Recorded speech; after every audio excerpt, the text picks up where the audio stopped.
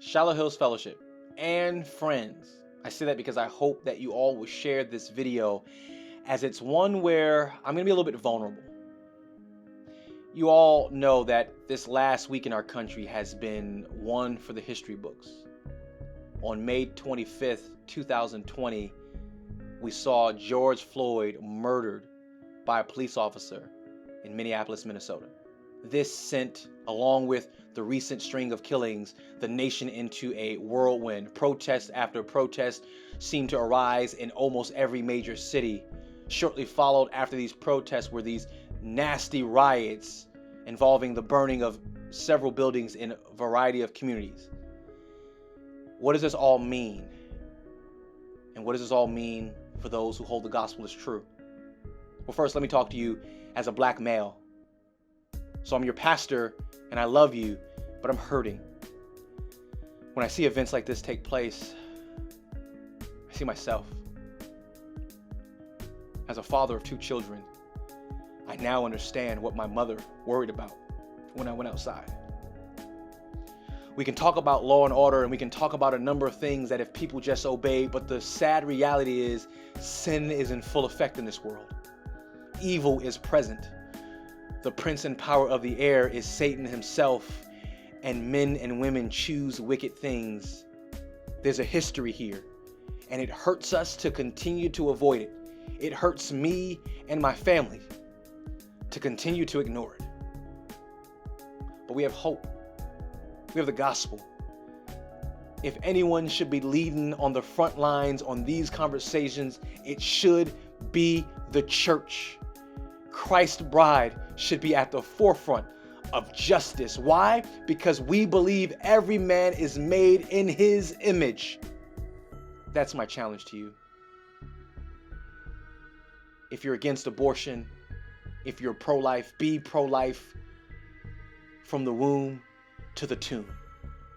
Let's care about all individuals. What happened to the Floyd family is complete evil, wickedness, and sin.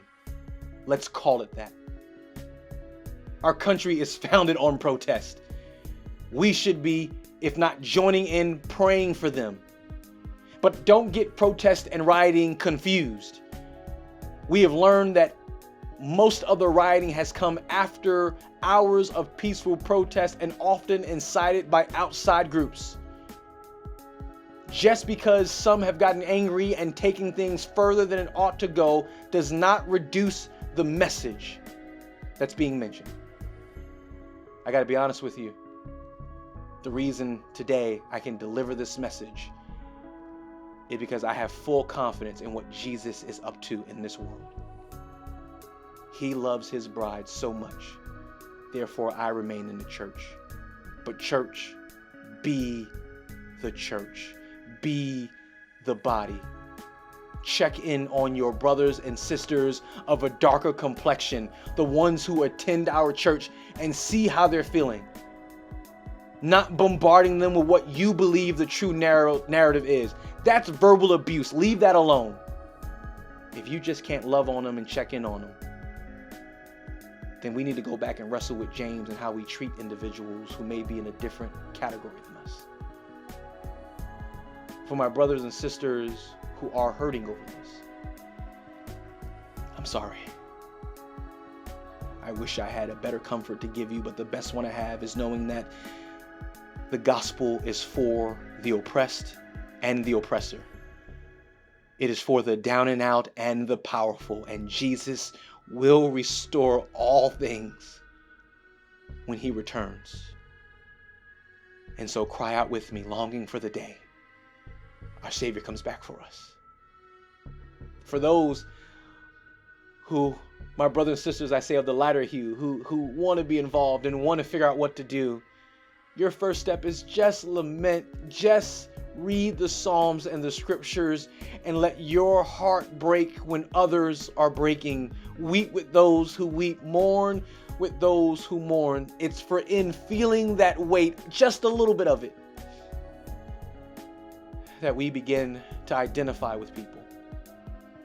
Proximity will bring greater respect, admiration, and closer relationships. distance will bring suspicion. So remember, her greatest hope is in the gospel, but we are to live that gospel out. All right, before I go, and I've got much more to say and much more reflecting to do, so I invite you to join my personal Instagram page, as over the next several weeks, I'll be doing a lot more talking. Before I go, I want to read for you a bit of Psalm 55. God, listen to my prayer and do not hide from my plea for help. Pay attention to me and answer me. I am restless and in turmoil with my complaint because of the enemy's words, because of the pressure of the wicked, for they bring down disaster on me and harass me in anger. My heart shudders within me.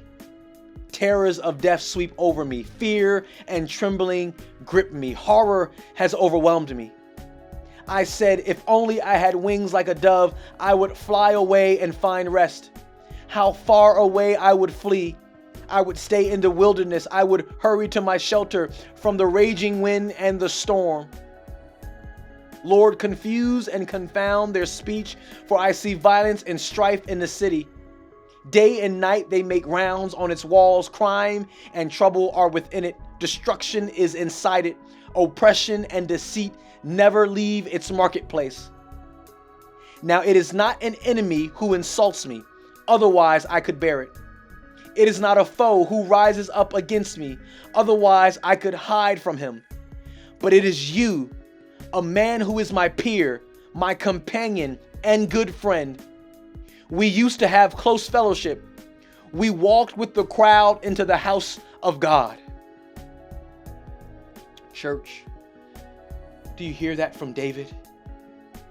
He recognizes towards the middle of that psalm that it is the one close with him, the one who he had close fellowship, who is hurting him the most.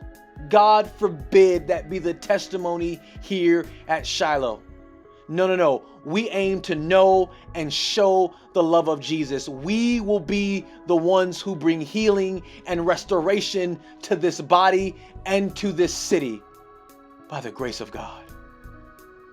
So church, I love you. I thank God for you and ask that you continue to keep us in your prayers. Leadership, my family, and our members who are hurting.